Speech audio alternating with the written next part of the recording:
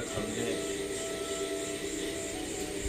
ब्रजरस की कथाओं में अवलोकन किया था कि भगवान के प्रभास क्षेत्र सोमनाथ सौराष्ट्र में शरीर छोड़ने के पश्चात भगवान की जो बचे हुए कुल और परिवार के लोग थे उन्हें लेके अर्जुन अवतार हस्तिनापुर आ जाते हैं।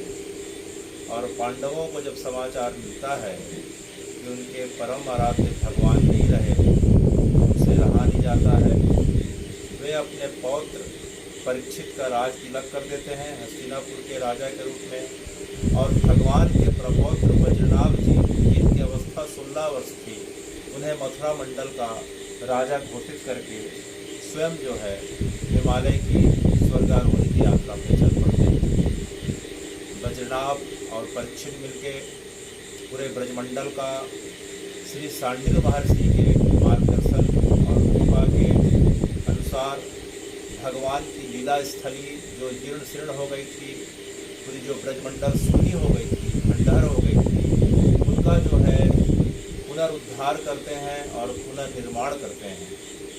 बज्रनाभ जी के द्वारा पूरे ब्रजमंडल को परीक्षित के सहयोग से पुनः बसाया जाता है और ब्रजमंडल उसी प्रकार से सुशोभित होता है जिस प्रकार से भगवान के समय जो ब्रजमंडल 84 को उसका हुआ करता था।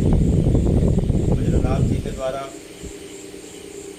भगवान के अपनी माता और दादी के निर्देशन में मुख्य 8 विग्रहों का जो है स्थापन किया जाता है, जिसमें 4 देव हैं, 2 नाथ हैं और 2 गोपाल हैं। इसकी हम पिछले बार की कथा में वर्णन सुन चुके हैं। और पूरा ब्रजमंडल इस प्रकार से पुनः उसी गति पे आ जाता है जिस प्रकार से भगवान के समय हुआ करता था। धीरे धीरे काल के प्रभाव से करीब बज्रनाभ जी के स्वर्गागमन के पश्चात 4000 वर्ष बीत जाते हैं। तो सन जो है 1100 ईस्वी के आसपास, अर्थात आज से 900 वर्ष पहले आक्रांताओं का आगमन होता है और भगवान के विग्रहों को जो बज्रनाभ जी के द्वारा स्थापित किया गया था, उन्हें जो है इस प्रकार से ध्वस्त करने की जब उनकी इच्छा रहती है आक्रांताओं के द्वारा, तो वहाँ के गोस्वामी जी के द्वारा या वहाँ के पुजारियों के द्वारा अथवा भगवान के भक्तों के द्वारा भगवान के विग्रह जो रहते हैं उन्हें जो है कुएं में, सरोवरों में, गुफा में, जमीन के अंदर, पहाड़ पे इस प्रकार से सुरक्षित दबा के रख दिया जाता है। और कुछ वर्षों के पश्चात जब आक्रांताओं का भय कम हो जाता है तो इन विग्रहों को फिर से जो है भगवान की कृपा से पुनः स्थापित किया जाता है। सन 1693 में पुनः एक आक्रांता का आगमन होता है और उसका आक्रमण इतना भयंकर होता है कि जो है इस बार 8 विग्रहों में भगवान के 4 विग्रहों को जो है ब्रजमंडल से दूसरे जगह स्थापित कर दिया जाता है, जिसमें 3 राजस्थान चले जाते हैं और एक विग्रह जो है स्वयं भगवान अपनी इच्छा से अपने भक्त के साथ जगन्नाथ जी के पास चले जाते हैं, जो साक्षी गोपाल के नाम से विख्यात है। इस प्रकार से पूरे ब्रजमंडल का प्रकाश जो है धीरे धीरे बज्रनाभ जी के द्वारा हुआ था। आज से करीब 400 वर्ष पहले आक्रांताओं के आक्रमण के कारण और भय के कारण लोग ब्रजमंडल को पुनः छोड़ के इधर उधर चले जाते हैं। तो उस समय आज से करीब 600 वर्ष पहले जब आक्रांताओं का जो है परम चरम सीमा पे था, तो भगवान का ही जो है एक अवतार होता है जिसे प्रेमा अवतार कहा जाता है। वह चैतन्य महाप्रभु के रूप में होता है। उनका जन्म बंगाल के, पश्चिम बंगाल से करीब 70 से 80 मील की दूरी पे नवद्वीप नाम की जगह पे होता है। वह शरीर से तो पुरुष रूप में होते हैं, लेकिन हाव भाव की दृष्टि से वह गोपी स्वरूप होते हैं। इसलिए उनके स्वरूप को युगल स्वरूप की संज्ञा दी गई है और राधा कृष्ण का सम्मिलित अवतार कहा जाता है। वे जब ब्रजमंडल की यात्रा में थे तो उन्होंने एक जगहों को चिन्हांकित करवाया और अपने शिष्यों को आदेश दिया कि ब्रजमंडल की जो एक जगह जो फिर से विलुप्त हो गई थी, उनका जो है पुनरुद्धार किया जाए। तो इस प्रकार से उन्होंने अपने 6 प्रमुख शिष्यों को ब्रजमंडल में रहने के लिए नियुक्त किया और आदेश दिया।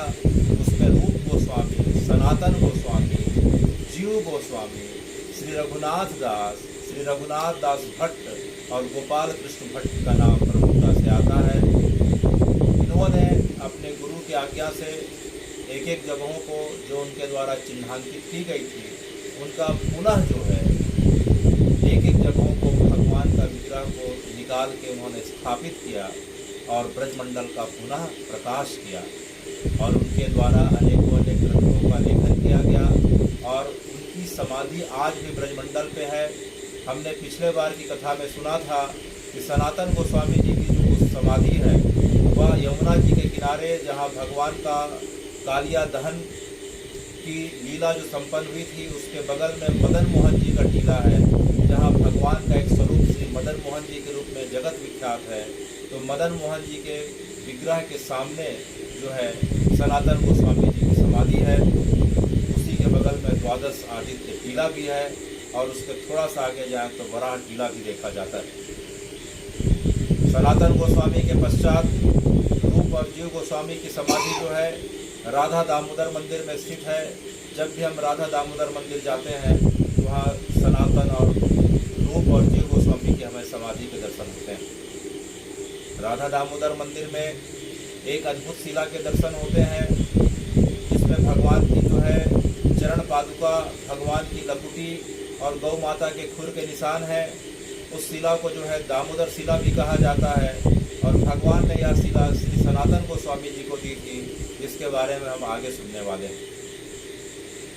ऐसी मान्यता है कि राधा दामोदर मंदिर में उस शिला के 4 बार परिक्रमा करने का जो है फल वह होता है जो एक बार गिरिराज जी की परिक्रमा का फल होता है। गिरिराज जी की परिक्रमा करीब 21 किलोमीटर की है, लेकिन जो है जो व्यक्ति वह दामोदर शिला की जो 4 बार परिक्रमा कर लेता है राधा दामोदर मंदिर में, उसकी गिरिराज जी की परिक्रमा जो है पूर्ण मानी जाती है। इसी प्रकार से गोपाल कृष्ण भट्ट की जो समाधि स्थली है वह राधा रमण मंदिर में है। भगवान का एक विग्रह जो है राधा रमण जी का है, उसके बगल में जो है गोपाल कृष्ण गोस्वामी की समाधि है, गोपाल कृष्ण भट्ट की। और श्री रघुनाथ दास जी और श्री रघुनाथ दास भट्ट की जो समाधि है वह राधा श्याम कुंड में है। कौन सी कुंड के पास में है? तो इस प्रकार से हे भगवान इन 6 गोस्वामियों के द्वारा ब्रजमंडल का पुनर्प्रकाश किया गया और तब से लेकर आज तक हम जिस ब्रज को, जिस वृंदावन को, गोकुल को, नंदगांव को, बरसाने को और अनन्य गांव को जो हम देख रहे हैं वह इनके द्वारा जो है स्थापित की गई। पुनर्खोज के माध्यम से एक एक जगहों का प्रकाश किया गया। इसलिए ब्रजमंडल के वर्तमान के ब्रजमंडल का पूरा प्रकाश का श्रेय इन 6 गोस्वामियों को दिया जाता है। तो इस प्रकार से हमने जो है पिछले बार की कथा में यहाँ तक हमने सुना था। उसके पश्चात भगवान की कुरुक्षेत्र की लीलाओं के बारे में हमने सुना था कि कुरुक्षेत्र में किस प्रकार से नंद बाबा और यशोदा मैया का भगवान के साथ मिलन होता है। उसके बाद की कथा में हमने सुना था कि किस प्रकार से जो है रुक्मिणी जी राधा जी और गोपियों के साथ मिली थी और उसके पश्चात दूसरे दिन राधा जी अपने अष्ट सखियों के साथ जो है भगवान की अष्ट रानी और बाकी रानियों के साथ मुलाकात हुई थी। और उस कथा में हमने यह भी सुना था कि जो है भगवान के पैर में छाले पड़ गए थे, तो छाले पड़ने का मुख्य कारण क्या था। जिस प्रकार से ब्रजरस की हम जो है पिछले 3 बार की कथाओं में हमने यहाँ तक सुना था और जो आज जो है हम सुनने जा रहे हैं, हे भगवान माधवी गोपी की कथा। कौन सी गोपी की? जो माधवी गोपी है वह कलयुग में आज से 400 वर्ष पहले मीराबाई के रूप में उसका प्राकट हुआ था। तो पिछले बार हमने सुना था कि रुक्मिणी जी जब श्री जी से मिलने आती हैं तो श्री जी के अष्ट सखियों के साथ में माधवी गोपी थी और दूसरे दिन जब जो है अष्ट सखियाँ रुक्मिणी जी से मिलने जाती हैं तो उनके साथ में भी माधवी गोपी थी। तो माधवी गोपी के हृदय में इनके मिलन को देख के यह भाव आया कि काश मैं राजमहल में पैदा होती और साथ ही भगवान के प्रति जो है चरणों में, भगवान के चरणों में मुझे भक्ति मिलती और भगवान मेरे जो है पति रूप में होते। तो भगवान में माधवी गोपी प्रकार की याचना को स्वीकार कर लिया और माधवी को कि आने वाले समय में मीराबाई बन के जो है इस जगत में विख्यात हुई। तो हे भगवान, ये माधवी मीरा की कथा क्या है? तो हम जो है ललिता, विशाखा, चित्रा, चित्रलेखा, तुंग विद्या, इंदु विद्या, भूदेवी, सुदेवी के बारे में सुनते हैं। ये इन 8 सखियों के बारे में हमने सुना है भगवान, लेकिन माधवी को कौन सी है? तो जो है अब सूत जी महाराज से शौनक जी पूरा प्रश्न कर रहे हैं। सूत महाभागा वदनो वदतां वरम् कथा भागवती पुण्यम यद भगवान सुता। सूत सूत महाभागा। हे सूत जी महाराज, आपने इतने दिनों से हमारे कर्णपटुओं में भगवान की जो कथा अमृत का रसा स्वादन कराया है, हम जो है भगवान की कथा अमृत को अपने कर्णपटुओं के माध्यम से पी रहे हैं और पीते पीते हमारा मन जो है भगवान की कथा अमृत को पीते पीते अब संसार से हट के, हे सूत जी महाराज, अब सिर्फ और सिर्फ भगवान और उनकी जो है लीलाओं के जो है चारों तरफ मंडरा रहा है। जिस प्रकार से भौरा जो है केवल और केवल फूल के चारों तरफ मंडराता है और उसका पहला और अंतिम उद्देश्य फूल के अंदर पराग को पाना रहता है। पराग रूपी अमृत को पाके भौरा जो है अपने जीवन और दिन को सफल बनाता है। उसी प्रकार से हे सूत जी महाराज, आप जो हमें इतने दिनों से इस अमृत रूपी भागवत जी की कथा सुना रहे हैं, उस कथा को सुन के हमारा मन दिनों दिन और व्याकुल होते जा रहा है, व्यग्र होते जा रहा है, हमारे मन की तरफ बढ़ते जा रही है और आपकी कथा एक के बाद इस प्रकार से चलते जा रही है कि हम जो है कथा सुनते सुनते, जो शुरुआत में पहले दिन हम जो समुद्र के किनारे थे, अब तो समझ में नहीं आ रहा है कि हम बीच में है कि कहाँ है। अब अगर हमें तुम मौका अगर निकलने का भी कोई दे तो हम चाह के नहीं निकल सकते, क्योंकि समुद्र की गहराइयों के बीच में कोई चला गया तो मानो फंस गया। तो हे सूत जी महाराज, अब तो हम फंस गए हैं। शौनक जी जो है उनके चरणों में 88,000 ऋषियों के साथ यह निवेदन कर रहे हैं कि महाराज अब तो हम फंस गए हैं। अगर अब आपकी कथा अगर नहीं मिली तो अब हमारा जीवन तो जीने का कोई मतलब नहीं रह जाएगा। अब तो हमारे बाहर जाने का सवाल ही नहीं उठता, अर्थात संसार में पुनः प्रवेश करने का सवाल ही नहीं उठता। इसलिए हे सूत जी महाराज, अब हमारी जितनी अवस्था बाकी है, आप हमें केवल और केवल कथा रूपी अमृत का रसपान कराएं। तो जो है सूत जी ने जब शौनक आदि ऋषियों के भाव को देखा तो कहा, बहुत अच्छा बहुत अच्छा। आज जो है हे शौनक जी, हम जो है अब नंदगांव के पास जो है अब चल रहे हैं। कहाँ चल रहे हैं? नंदगांव। भगवान के समय की बात है। भगवान के जो है एक गोप रहते थे, अविचल गोप। उनका एक पुत्र था, उसका नाम सुंदर था। क्या नाम था? सुंदर था। अविचल गोप का पुत्र सुंदर था, नाम भी सुंदर था, कार्य भी सुंदर था, सब कुछ सुंदर था, क्योंकि वह श्याम सुंदर का सखा था। किसका सखा था? श्याम सुंदर। तो श्याम सुंदर का सखा होने के कारण, श्याम सुंदर की कथा सुनने के कारण, श्याम सुंदर के नाम में विश्वास होने के कारण, श्याम सुंदर के विग्रह की सेवा करने के कारण, श्याम सुंदर के धाम के दर्शन के कारण, चाहे सुंदर हो चाहे कोई व्यक्ति किसी नाम का हो, वह व्यक्ति जो है अंतःकरण से सुंदर हो जाता है। इसीलिए अविचल का पुत्र सुंदर, अविचल का अर्थात जिसका मन जो है भगवान के चरणों में अचल रहे, हटके ना, अविचल भाव से सुख मिले चाहे दुख मिले, जीवन की कोई अवस्था रहे, सब कुछ भगवान का मान के भगवान ही कर रहे हैं और जो कुछ कर रहे हैं मेरे लिए अच्छे के लिए कर रहे हैं, ऐसा मान के जिसका मन भगवान के चरणों में स्थिर रहता है वह अविचल। तो अविचल का पुत्र हमेशा होगा तो सुंदर ही होगा।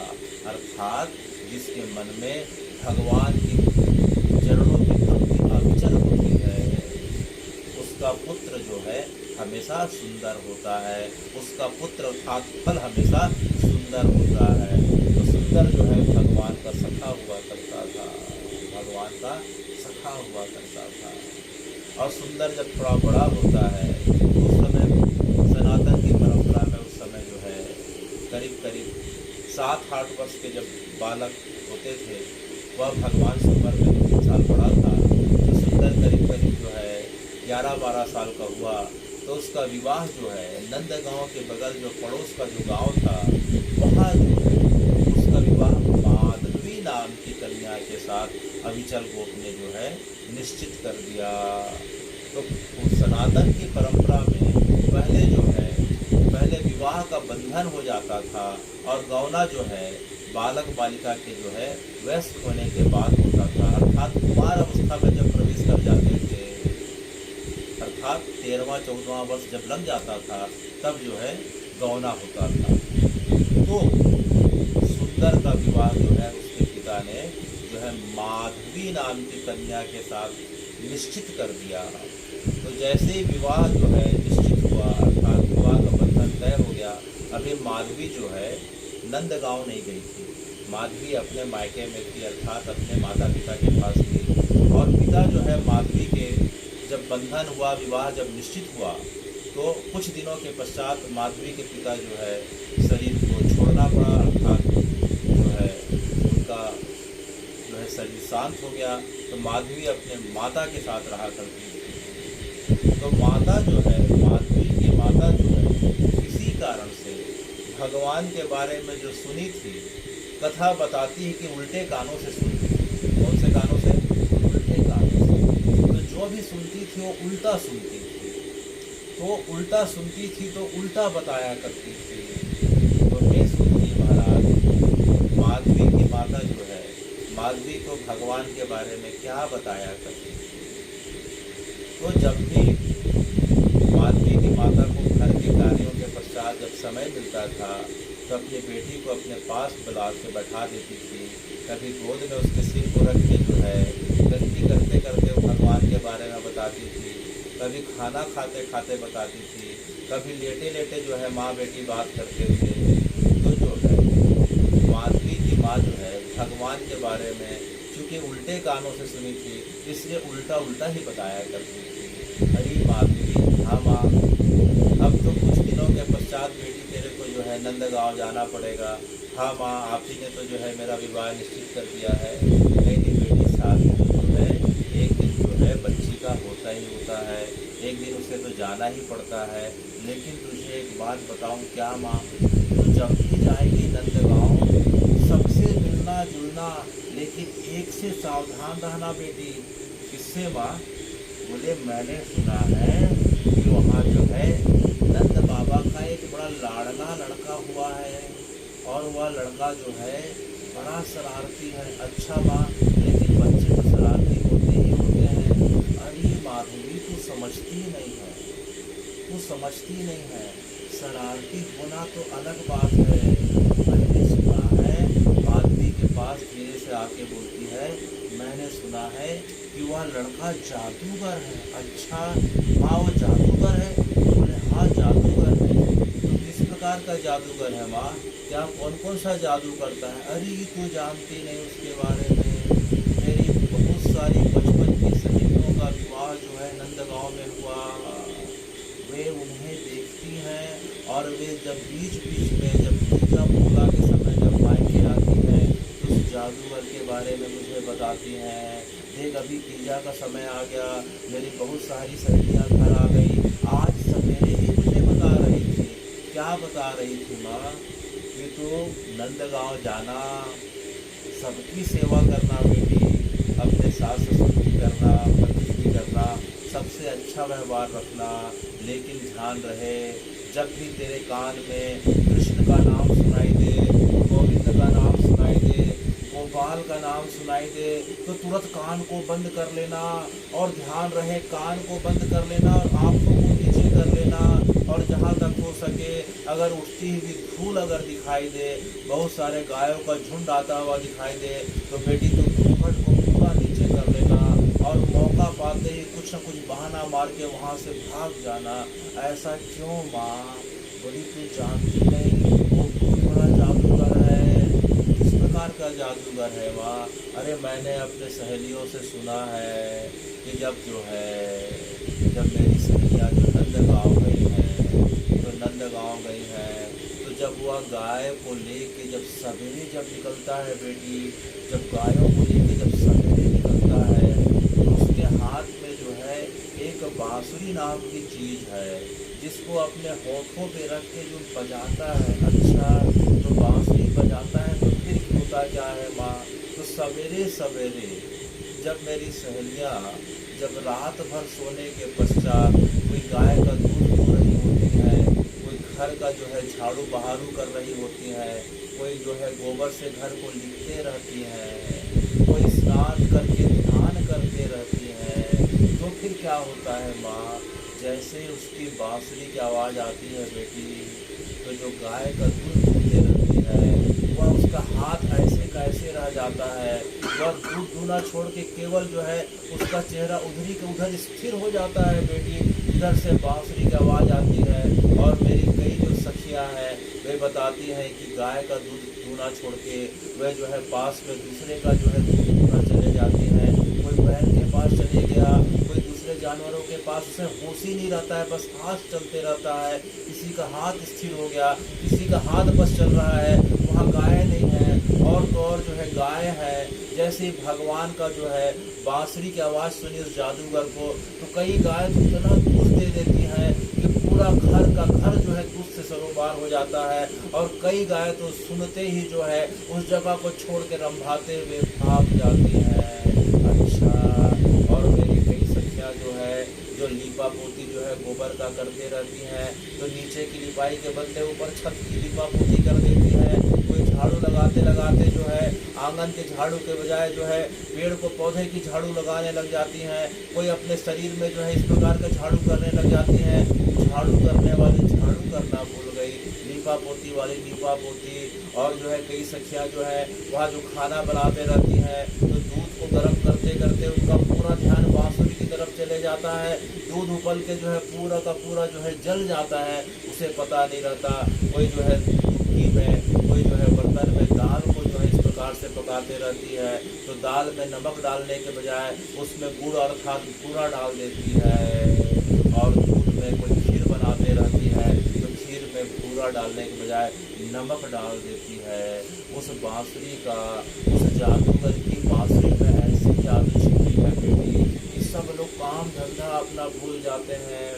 और यमुना जी की बात बताऊं तो यमुना जी उसकी बांसुरी की आवाज़ को सुन के ऐसा लगता है कि यमुना जी अपने किनारे को छोड़ के पूरे जो है ब्रजमंडल को डुबो देगी, इस प्रकार से बहने लग जाती है। और तो और जो है उसकी जादूगर की बांसुरी की आवाज़ सुन के जो ब्रजमंडल के जो है हिरण है, जो है गौरैया है, तोते हैं, कोयल है, मैना है, सब के सब जो है अपना काम धाम छोड़ के उसके आसपास मंडराने लग जाते हैं। उसके घुंघरालू बाल में बेटी पूरे तोता, मैना, इस प्रकार के जो है गौरैया सब इस प्रकार के बैठ जाते हैं। कोई उसके हाथ में बैठ गया, कोई इस प्रकार से कंधे में बैठ गया, कोई बांसुरी के ऊपर बैठ गया। पता नहीं बांसुरी से कैसी आवाज़ निकलती है। मोर अपना नाचना छोड़ देते हैं और केवल टुकुर और टुकुर मोर और हिरण जो है उसकी बांसुरी की तरफ देखते देखते सब मोहित होकर बढ़ते जाते हैं। अरे बेटी क्या बताऊं, उसके चक्कर में तो लोग जो है सवेरे से दोपहर हो जाता है, लोग अपना काम धाम भूल जाते हैं। और तो और मैंने सुना है कि उस जादूगर की बांसुरी में सबसे ज़्यादा जो ताकत रहती है शाम के समय होती है। अच्छा माँ, शाम के समय होती है जब शाम को जो है गिरिराज जी से गैयों को चरा के जब वापस आते हैं, जब वापसी का समय होता है बेटी, तो पता नहीं उसके बांसुरी में क्या जादू रहता है कि लोग घर में जो जिस समय दिया का समय रहता है, घर में प्रत्येक के घर में उनके कुल देवता रहते हैं, कुल देवी रहती है, तो अपने कुल देवता की आरती को छोड़ के उसकी बांसुरी की आवाज़ सुन के पता नहीं उधर दौड़े चले जाते हैं। तो इससे मैंने सुना है कि कईयों के कुल देवता नाराज हो गए, कईयों की कुल देवी नाराज हो गई है, लेकिन उनके सास ससुर कितना समझाएं, रोज प्रण करती हैं कि आज से हम जो है बांसुरी की आवाज़ सुन के नहीं दौड़ेंगी, लेकिन पता नहीं दूसरे दिन फिर क्या हो जाता है। तो उनके जो घर में खाना बनते बनते रोज बिगड़ जाता है, घर की ठीक से साफ सफाई नहीं होती बेटी, तो ध्यान रखना।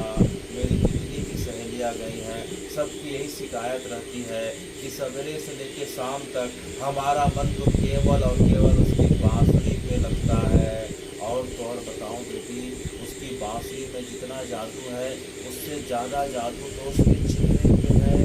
अगर भूल से अगर उसका कान भी अगर नाम भी कान में पड़ जाए तो उसकी तरफ ध्यान मत देना, कान में तो रुई लगा लेना। अच्छा माँ, जब यहाँ से मैं जाऊँगी तो रुई की एक पेटी दे देना, मैं कान में हर समय रुई लगा के रखूँगी।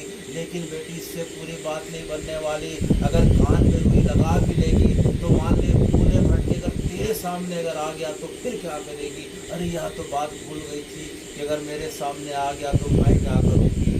तो जैसे ही अगर जो है तो तू नियम बना ले कि जब किसी तेरे कोई सामने आए तो सबसे पहले तो नीचे से ऊपर देखना, अर्थात पैरों को देखना, उसके बाद घुटनों को देखना और उसके चेहरे को आखिरी में देखना। ऐसा क्यों माँ? क्योंकि उसकी पहचान तो उसके पैरों से हो जाती है। ऐसा क्या माँ? क्योंकि हर जगह से वह टेढ़ा है। भगवान को त्रिभंग जो है कहा जाता है, भगवान का शरीर जो है 3 जगह से टेढ़ा है, क्योंकि वह खड़ा होता भी है थोड़ा टेढ़े टाइप का खड़ा होता है। अपने दाहिने पैर को जो है बाएं पैर के घुटने में रख के खड़ा होता है। उसके पैर सबसे ज़्यादा गाय के गोबर से और धूल से सने रहते हैं बेटी। और तो और मैंने सुना है अपने सहेलियों के गानों से, उनके मुखों से कि उसके शरीर से एक विशेष प्रकार की खुशबू आती है।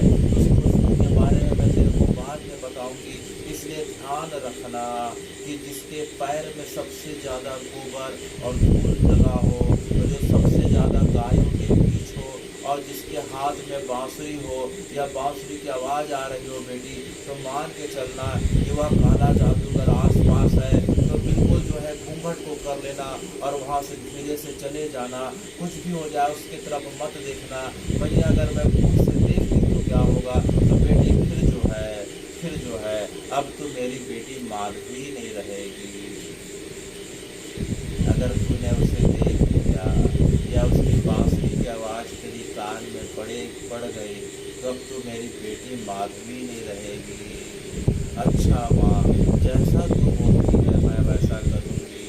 तो रोज रोज जो है माधवी की माँ जो है माधवी को उस काले जादूगर के बारे में उल्टे कानों से जो सुनती थी इसलिए इस प्रकार से बताया करती थी। और तो और बाद भी मैंने सुना है कि वह काला जादूगर है और जो है हमेशा जो है जब जंगल की तरफ जाता है तो हमेशा जो है यशोदा मैया उसको नज़र न लगे करके जो है उसके जो है श्रीअंगों में जो है काला टीका लगाती है। और आजकल मैंने यह भी सुना है कि वह काले रंग की जो है साल को ओढ़ के चलता है। तो उसकी बांसुरी में उसके काले साल में इस प्रकार की जादू है कि अगर काले साल के भी दर्शन हो गए तो व्यक्ति अपना आपा खो देता है। तो बेटी ध्यान रखना। अच्छा माँ, तो ऐसा रोज बताते बताते एक दिन जो है आ ही गया कि जो है खबर आई कि कल सुंदर जो है माधवी को लेने आ रहा है। तो माधवी के माँ ने जो है पूरी तैयारी कर दी थी, पूरा सामान तैयार कर दिया और जाते जाते बोली कि माधवी तुझे मेरी बात याद है ना? बोले हाँ माँ याद। इधर सुंदर रथ में आया था और अपनी भार्या को जो है रथ में बैठा के अब नंदगांव की ओर चल पड़ा। तो माधवी को लग रहा था कि आज प्रथम मुलाकात है, आज जो है मुझसे जो है मेरे स्वभाव के बारे में क्या अच्छा लगता है, कैसा लगता है उसके बारे में पूछेंगे। लेकिन यह क्या जो है सुंदर जो बात कर रहा है तो केवल जो है भगवान की ही बात कर रहा है। अरे माधवी तुझे पता है? बोले क्या महाराज? बोले जो है हमारे नंदगांव में हमारा एक सखा है। अच्छा, क्या नाम है महाराज? माधवी को लग रहा था कि जो है उसका पति का जो कोई दोस्त होगा, कोई सखा होगा, कोई दूसरा होगा। अरे तुझे पता नहीं, नंदगांव में हमारा सबका तो एक ही सखा है, वह सखा नहीं माधवी हमारा प्राण सखा है, हमारे प्राण तो उसी में बसते हैं। अच्छा, अब माधवी के कान खड़े होने लग गए। बोले किसकी बात कर रहे हैं?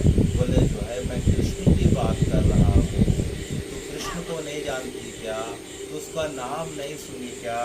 तो माधवी एकदम डर सी गई। अरे बाप रे, अभी तो जो है मेरी माँ ने इतने दिनों से इसके बारे में बताया और जो है मुझसे जो है मेरे बारे में पूछने के बजाय कुल मिला के जो है उस जादूगर के बारे में बात कर रहा है। तो जो है उसने अपने घूंघट को किनारे कर लिया और अपने कान को एक हाथ से बंद कर लिया। तो इशारा किया कि नहीं नहीं, मैं जो है उसके बारे में नहीं जानती। यह सुन के जो है सुंदर बड़ा उत्साहित हो गया। अच्छा, तो मेरे सखा कृष्ण के बारे में नहीं जानती? कोई बात नहीं, तू नहीं जानती तो कोई बात नहीं, यहाँ से नंदगांव जाते जाते तो पूरा जो है मेरे सखा के बारे में जान जाएंगी। यह बोल के जो है कृष्ण जो है सुंदर उसके और पास आके बैठ गया। और अब मैं तेरे को बताता हूँ जो है मेरे सखा के बारे में। अरे तू जानती नहीं, जब वह 6 दिन का था तो एक पूतना नाम की जो है एक राक्षसी आई थी उसे मारने के लिए।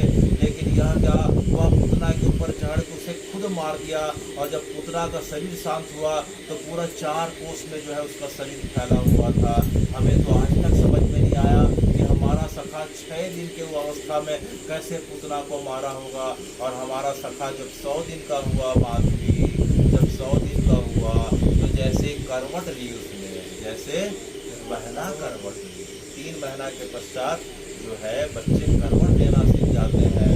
तो जैसे भगवान ने करवट लिया तो पहला करवट लेने का जो दिन था उस दिन जो है पूरे जो है गोकुल में जो है पूरा आनंद का माहौल हो गया। तो यशोदा मैया देखी कि भगवान ने पहला करवट लिया है तो पूरे के पूरे जो है वहाँ के लोगों को बुलाई, पंडितों को बुलाई, गौ माता को जो है गौ ग्रास खिलाई, पूरे गांव में जो है भोज का आयोजन किया गया क्योंकि भगवान ने आज पहला करवट लिया था। तो यशोदा मैया से सब मिलने सब लोग आते हैं, नंद बाबा से मिलने सब लोग आते हैं गोकुल में। तो यशोदा मैया ने क्या किया कि भगवान के पालने को जो छकड़ा रहता है, जो बैलगाड़ी रहती है उसके नीचे रख दिया, छकड़े के नीचे रख दिया। पुराने समय में छकड़ा करते थे। और जो है सब लोगों से मिलने लग गई, सब लोग भगवान को देखने आते थे। और भगवान को देखने के बाद नंद बाबा और यशोदा मैया से बात करते थे कि नंद बाबा आपके भाग्य की क्या कहने, आपके घर में तो लाला हुआ है, ऐसा है वैसा करके। तो भगवान को लगा कि देखो भाई, संसार के लिए मैं आया हूँ और लोग जो है मेरे पास आना छोड़ के पूरे लोग नंद बाबा यशोदा मैया को घेर के बैठे हैं। मेरे पास तो लोग जो है 1 सेकंड के लिए आते हैं फिर चले जाते हैं, लगता है यहाँ सिर्फ वो खाने पीने के लिए आए हैं। तो भगवान ने कुछ उपाय सोची। इसी समय जो है इसी समय कंस का भेजा हुआ एक राक्षस जिसका नाम था सक्तासुर। क्या नाम था? सक्तासुर। तो कंस का भेजा हुआ राक्षस आ जाता है क्योंकि कंस जो है भगवान को मारने में कोई कसर नहीं छोड़ता है। पहले पूतना को भेजा, पूतना का उद्धार भगवान ने किया।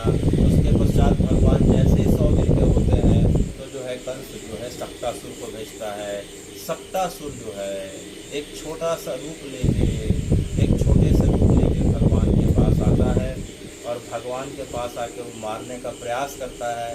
तो भगवान जो है लेटे लेटे ही जो है एक पैर चलाते हैं, अपना बायां पैर ऐसा चलाते हैं कि सक्तासुर जो है वहीं गिर के मर जाता है।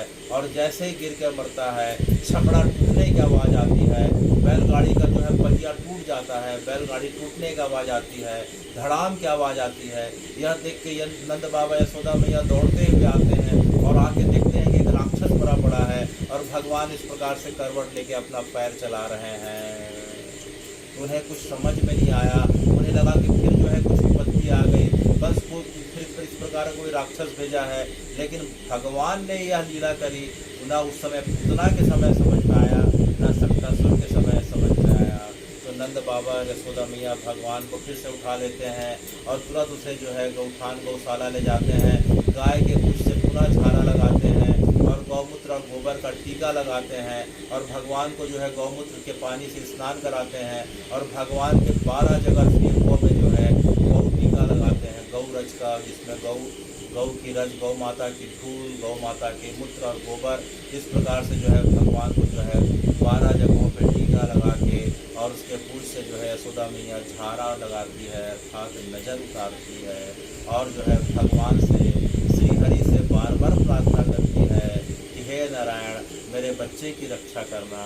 उन्हें समझ में नहीं आता था कि नारायण उनकी गोद में है। तो इस प्रकार से सुंदर जो है माधवी को बता रहा था कि माधवी पता है 100 दिन की जैसी हमारे सखा की उम्र हुई तो हमारे सखा ने अर्थात कृष्ण ने जो है सप्तासुर का उद्धार किया, 6 दिन में जो है पूतना का उद्धार किया।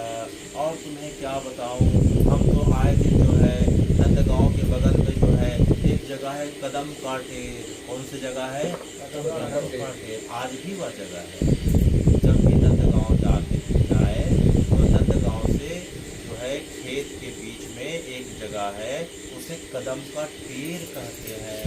उस जगह पे रूप गोस्वामी जी ने बड़ा अनन्य भजन किया था, जहाँ उन्हें श्री जी के दर्शन हुए थे, हम आने वाले समय में सुनेंगे। तो कदम का टेर में वह कदम का पेड़ आज भी है।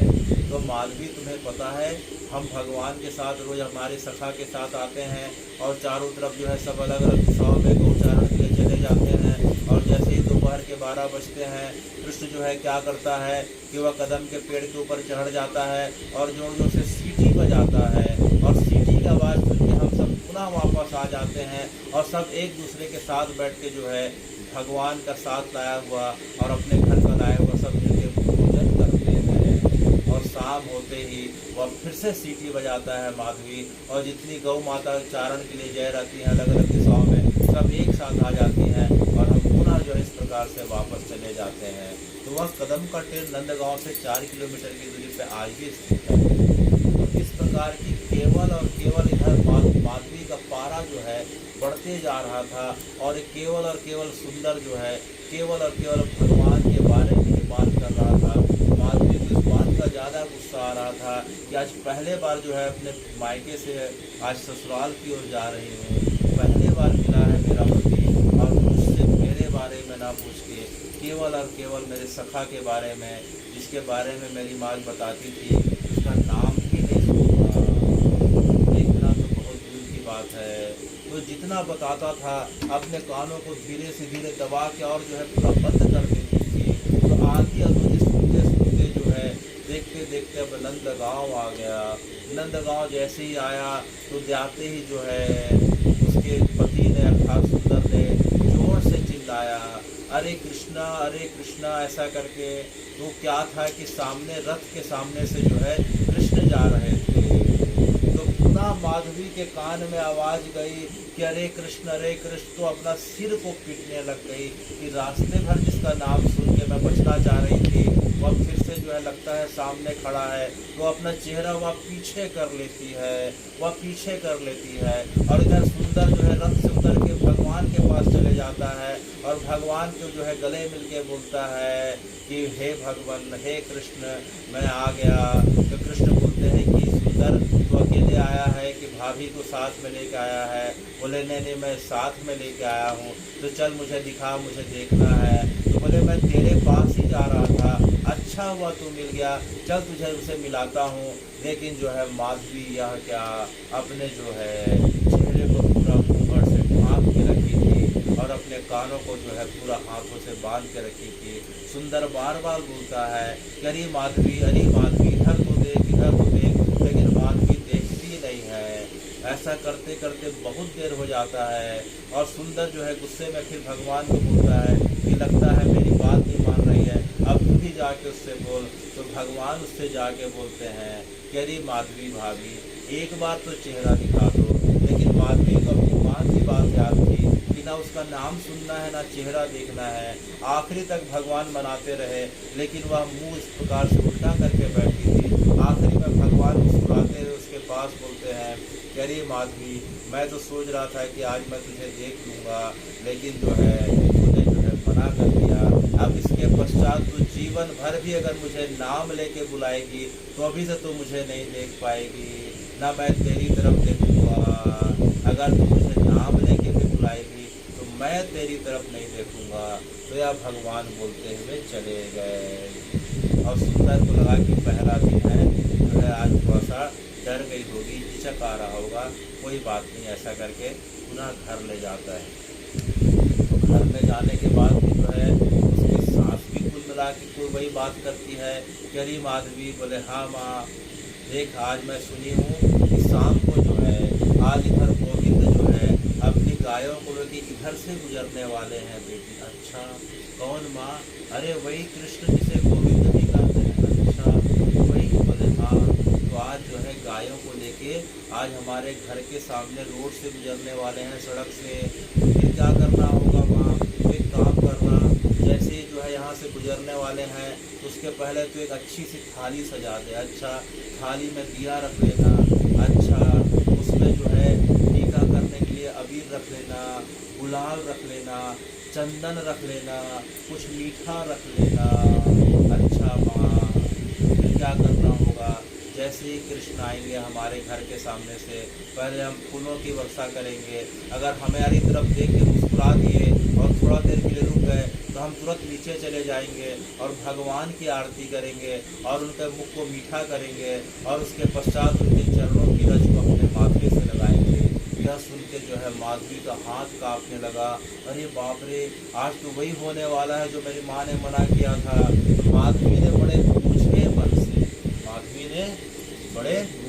मन से थाली तो तैयार कर ली, लेकिन बारी बार जो है माँ को जो वचन दी थी कि कैसे करूँ समझ में नहीं आ रहा, कैसे करूँ समझ में नहीं आ रहा।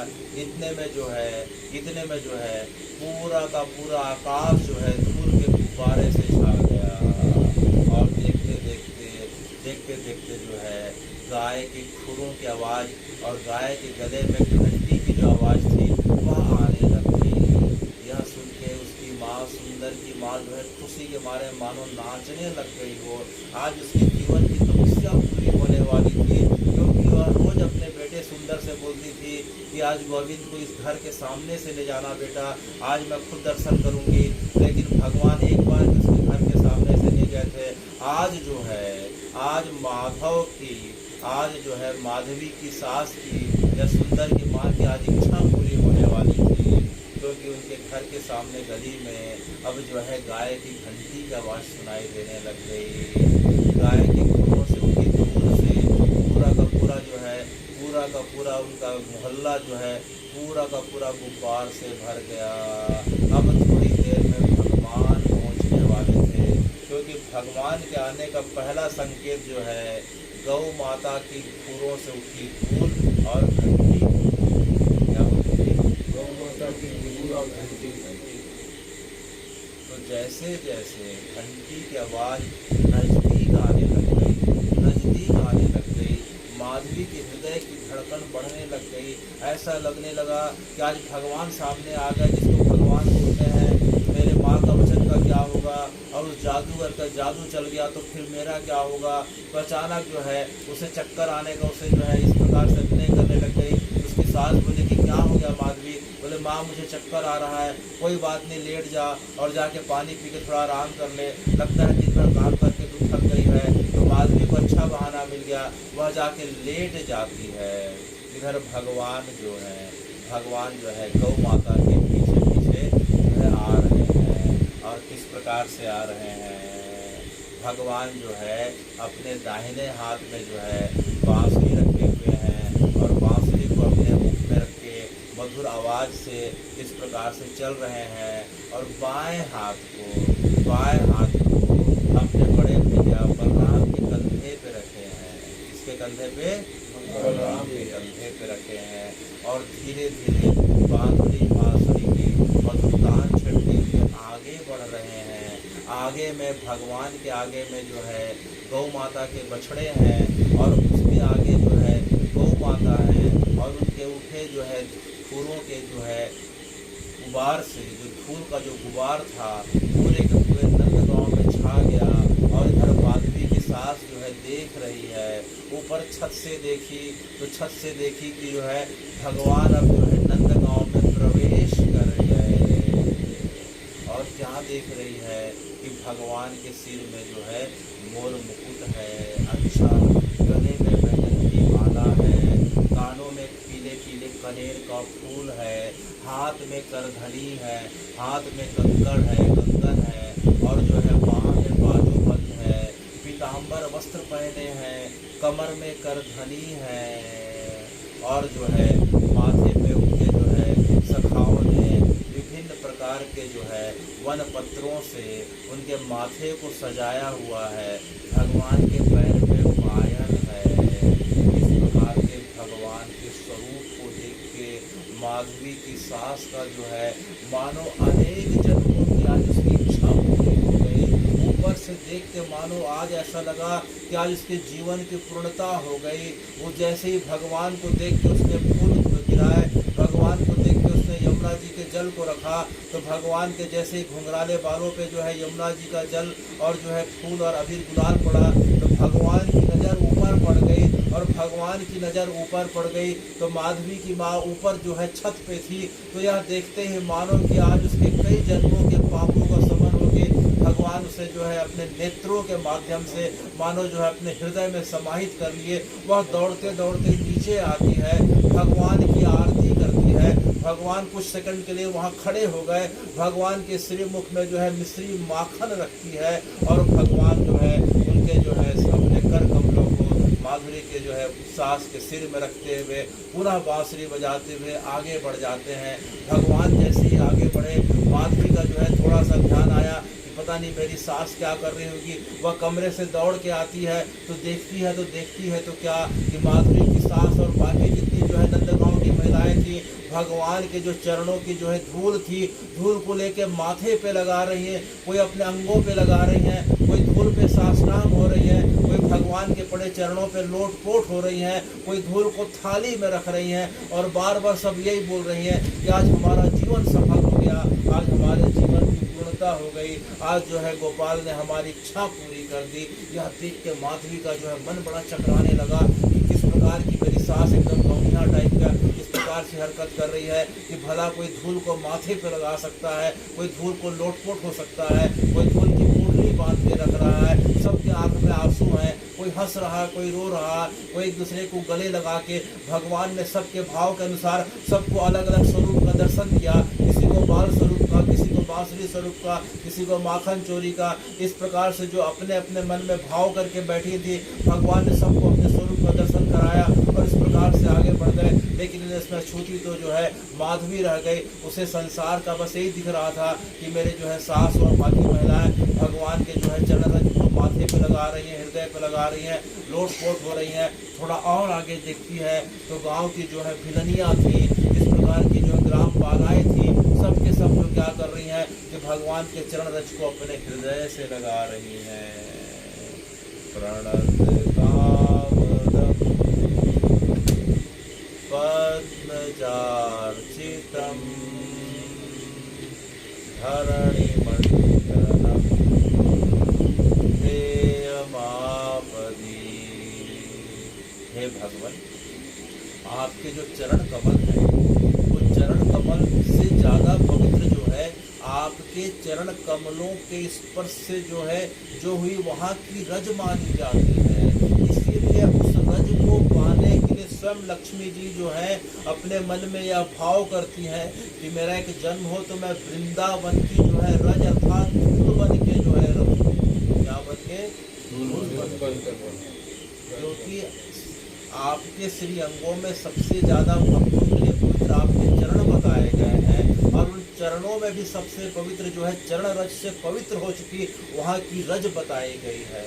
इसीलिए यह ग्राम बालाएँ, जो भिलनियाँ हैं, जो अहिर छोकरियाँ हैं, ये जितनी की जितनी महिलाएं हैं जिनको भगवान के स्वरूप का भले ज्ञान नहीं हुआ हो, लेकिन सुन सुन के देख देख के जो भाव उत्पन्न हो गया, वो वह भाव इस प्रकार से था कि उनके जो है चरण रज को अपने हृदय से लगा के, माथे से लगा के अपने आप को धन्य पा रही हैं, धन्य पा रही हैं। उसमें एक और श्लोक आता है, प्रणत देहिनां पाप कर्षणम तृणजुरानुगम श्रीनिकेतनम हरिर्गुणार्पितम पदाम्बुजम् मृडुकुचेष्णा केन्दिहक्षया प्रणत देहिनाम पाप कर्षणम। इस संसार के जितने भी लोग संसार सागर में पाप से डूबे हुए हैं, हे भगवान, यह श्लोक हम सबके लिए आप बता रहे हैं गोपियों के माध्यम से कि जो संसार सागर में जो है पूरा गले तक पाप से डूबे हुए हों, चाहे शरीर से, चाहे विचारों से, मन से, किसी भी प्रकार से, उनके लिए भी जिनका कोई आश्रय नहीं है, जिनको यह लगने लग जाए कि हम इतने ज़्यादा पाप करके बैठ चुके हैं, अब तो हमारे पापों का समन कोई नहीं कर सकता, अब हमें कोई आश्रय नहीं दे सकता, हमारी शरणागति नहीं हो सकती, तो उनकी शरणागति भले आपके हाथ ना करें, आपकी बाह ना करें, आपके मुख कमल ना करें, लेकिन हे भगवान, उनकी शरणागति में आश्रय देने वाले तो आपके चरण ही हैं। प्रणत देहि नाम पाप कर्षणम।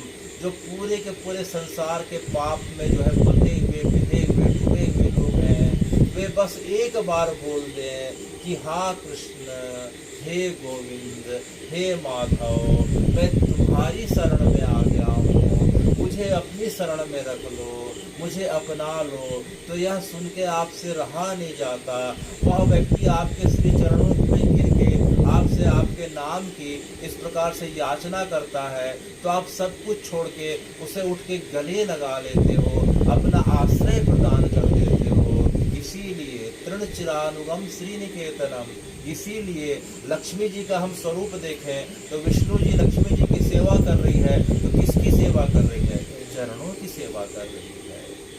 तो नारायण के रूप में लक्ष्मी जी तो आपके चरणों की सेवा पा रही है, लेकिन जब आप कृष्ण रूप में आते हैं तो आपके चरणों की धूल पाने की कामना करते हैं। क्या पाने की? चरणों की धूल। इसे चरण रज कहा जाता है।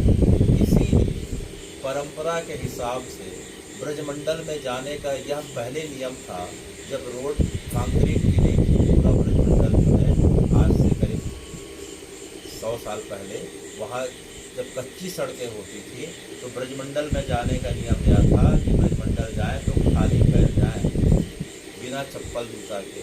इस परंपरा का निर्वहन आज भी उस परंपरा के लोग, आज भी सनातन के लोग कर रहे हैं, क्योंकि जहाँ भगवान खुद चल के गए हैं, जहाँ की एक एक रज में भगवान की चरण रज की छाप हो, और उस चरण रज को खुद जो है लक्ष्मी जी कामना कर रही है कि मैं चरण की जो है रज बन जाऊं, वृंदावन की धूल बन जाऊं, तो वहाँ हम पैर कैसे रख सकते हैं? इसी भावना को जो है समझते हुए हे भगवान, आपके जो है चरणानुरागी लोग हैं, जो चरणदास लोग हैं, वहाँ चप्पल जूते पहनते हैं, क्योंकि उस चरण रज में साक्षात लक्ष्मी जी का निवास है। इसीलिए शरीर छूटते समय या जीवन के किसी भी अवस्था में अगर जो है कोई व्यक्ति वृंदावन के रज का पान करे, पूरे के पूरे धरातल पे, पृथ्वी पे सिर्फ एक ही जगह की जो है रज अर्थात धूल मिट्टी का जो है ग्रहण करने का नियम है। वह कहाँ का? वृंदावन। क्यों? क्योंकि वहाँ भगवान के चरण कमल पड़े हैं, और वह चरण कमल पे वह कोई साधारण जो है रज नहीं है, वह साक्षात श्री अर्थात लक्ष्मी जी है। तो सनातन की परंपरा में वृंदावन की रज को भगवान के जो है गर्भगृह में रखने का विधान है, और रोज जो है पूजा के पश्चात जो है उसे रोज ग्रहण करने का विधान बताया गया, क्योंकि चरण रज जो एक बार ग्रहण कर लेता है, मानो उसे भगवान का सायुज्य प्राप्त हो जाता है। तो इस प्रकार से जब माधवी ने देखा कि जो है मेरी सास जो है उसकी इस प्रकार से गति हो रही है कि सब जो है भगवान के जो है चरण रज को जो है पाने के लिए होड़ मची है, सब इस प्रकार से जो है लूट फूट हो रही है, कोई पोटली पे रख रहा है, कोई माथे से लगा रहा है। तो माधवी पूछती है कि माँ जो है तुमने इस प्रकार से क्या हाल बना रखा, तुम इस प्रकार से क्यों कर रही हो? तो माधवी की सास ने कहा कि माधवी तुझे पता नहीं, भगवान अभी इधर से गए थे, अच्छा गए थे, तो कैसे दिख रहे थे? माधवी अब अनजान बन के पूछ रही है ताकि उसकी सास को बुरा न लगे। तो उसकी सास ने यह कही, वरहापीडं नटवरवपुः कर्णयो कणिकारिका पीतवासः कनककपीशं वैजयन्तीमाला। वरहापीडम अर्थात मोर मुकुट, इसका मुकुट मोर।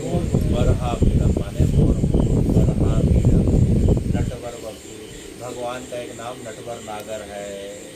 दिन भर जो चंचल है, दिन भर सबको घुमाते छकाते रहता है। वरहापीडम नटवर वपु कर्णयो कणिकारिका। कर्णयो, कर्णयो माने दोनों कानों में, द्विवचन, ठीक है। कर्णयो कणिकारिका, कान में कनेर का नीला फूल जो है लगा के, सिर पे जो है माथे पे मोर मुकुट धारण करके, विप्रधवासः कनक कपीसम जो है पीताम्बर धारण करके, जो सोने के समान चमक रहा हो भगवान का पीताम्बर। वैजयंती च माला, और गले में कौन सी माला पहना हुआ है? वैजयंती च माला। विप्रधवासः कनक कपीसम वैजयन्ती च माला। रंध्रान वेणु रध रध सदया पुरानयन गोपवृंदै। और वह क्या बजा रहा है? क्या बजा रहा है? बांसुरी। बांसुरी को कहाँ रखा है? अपने अधर में रखा है। रंध्रान वेणु रध रध सदया पुरानयन गोपवृंदै। और बांसुरी बजाता हुआ अपने भाई बलराम के कंधे में अपने हाथों को रखता हुआ और अपने गोप सखाओं के साथ अठखेलिया मस्ती करता हुआ वह मस्ती में झूमता चलते जा रहा है। और हरी सखी देखो देख, और देखते देखते अब नंद गांव के अंदर आ गया। वृंदारण्यम स्वपदरमणम प्राविशत गीत कीर्ति। अब देखते देखते वह नंद गांव वृंदावन के अरण्यों के अंदर से होते होते अब हमारे घर के सामने आ गया। वही सखी, चल अब हम उसकी कीर्ति का गान करें, उसके नामों का गान करें, उसकी लीलाओं का गान करें। तो जो है माधवी देखती है उसकी सास और बाकी महिलाएं केवल भगवान के चरण रज में लोटपोट होते, केवल भगवान की लीलाओं का गान और बखान कर रही हैं।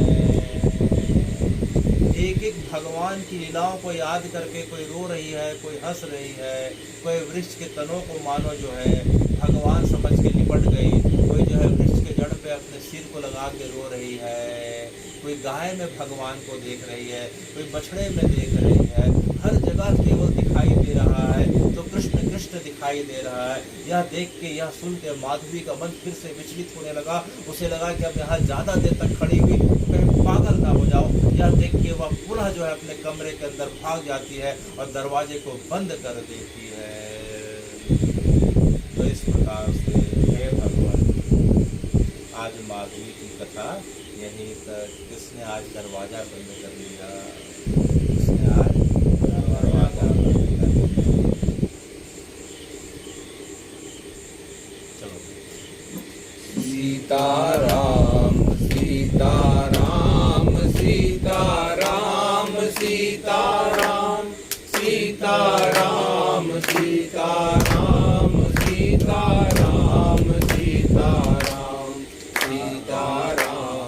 सीताराम सीताराम सीताराम सीताराम सीताराम सीताराम सीताराम सीताराम।